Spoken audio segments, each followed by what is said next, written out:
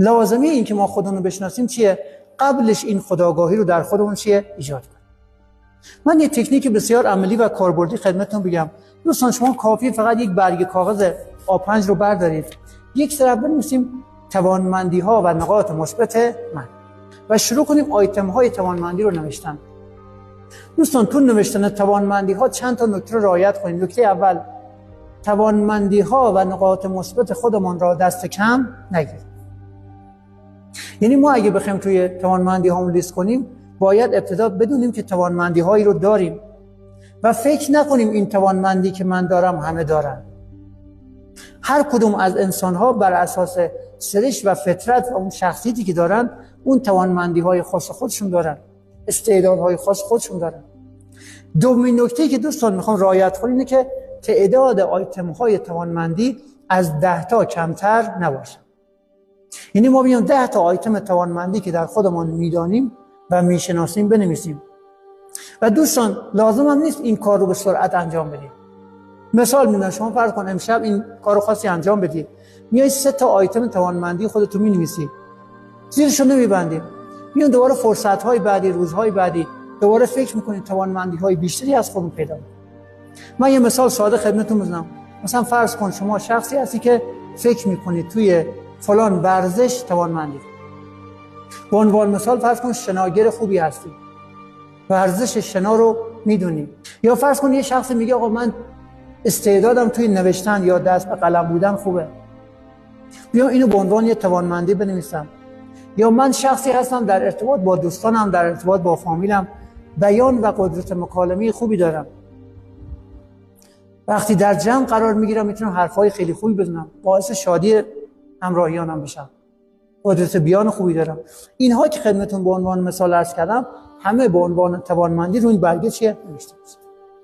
بعد از اون میام چیکار میکنیم؟ بعد از اون دوستان میام پشت برگه بالا می‌نویسیم نقاط ضعف من. خیلی طبیعی که ما انسان ها نباید تصور کنیم که انسانی باشیم که هیچ گونه نقطه ضعفی نداشته باشه. همه انسان ها باید قبول کنیم در کنار نقاط مثبت نقاط ضعفی هم داره. بیام بدون رودرواسی، بدون ملاحظه نقاط ضعف خودم رو هم بنویسم.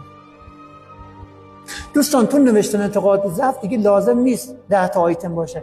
هر چقدر این تعداد آیتم های نقاط ضعف کمتر باشه مسلماً چیه؟ من بعد از اینکه دوستان ما خودمون رو شناختیم، برای اون سازش شخصیت که خدمتتون عرض کردم، بیاییم وقتمون رو، تمرکزمون رو، توجهمون رو بذاریم رو نقاط مثبت و افزایش اونها. بیایم نقاط مثبت و توانمندی هامون رو بیشتر پررنگ کنیم. وقت بذاریم روشون، هزینه بذاریم روشون، تلاش بکنیم روشون. هر چقدر دوستان آیتم های نقاط قوت ما، نقاط مثبت ما پررنگتر و بولدتر بشه، مسلماً ما آدم موفق‌تری خواهیم بود. و بالعکس نقاط ضعفی که پشت برگ نوشتم چندان مورد توجه واقع نشه. توی بیان موضوع من به این دلیل خدمتتون گفتم نقاط ضعف رو پشت برگ می‌نویسیم، به این خاطر که نقاط ضعف رو زیاد مد نظر یا تمرکز قرار ندیم. یه اشتباهی که متأسفانه بعضی جوان‌ها یا بعضی افراد انجام میدن، توی ذهنیاتشون، توی باورهای خودشون نقاط ضعف رو میرن بولد میکنن. من همین توی دانشگاه دانشجویی رو داشتم خدمتتون عرض کنم که میگه اسلامی بنده رفتم نقاط مثبت و نقاط ضعفم رو لیست کردم، ولی توی ذهنم بیشتر تمرکزم رو نقاط ضعفه. چندین سال میگه این وقت رو گذاشتم این کار انجام دادم، نه تنها نقاط ضعفم بهتر نشده بدتر هم شد. یعنی عزیزان هر چقدر ما روی نقاط ضعفمون تمرکز و تاکید و توجه میکنیم، اون نقاط ضعف نه تنها از بین نمیرن، حتی پررنگتر هم میشن. من به خاطر که موضوع رو بیشتر دوستان بگیرن یه مثال ساده بزنم. نقاط ضعف و نقاط منفی در وجود ما تصور کنید شکل یک پرتقال باشه. حالا اگه ما این پرتقال رو تحت فشار قرار بدیم، تحت توجه قرار بدیم، تحت تمرکز قرار بدیم، این پرتقال له میشه و دایره بیشتری از شخصیت ما رو میگیره.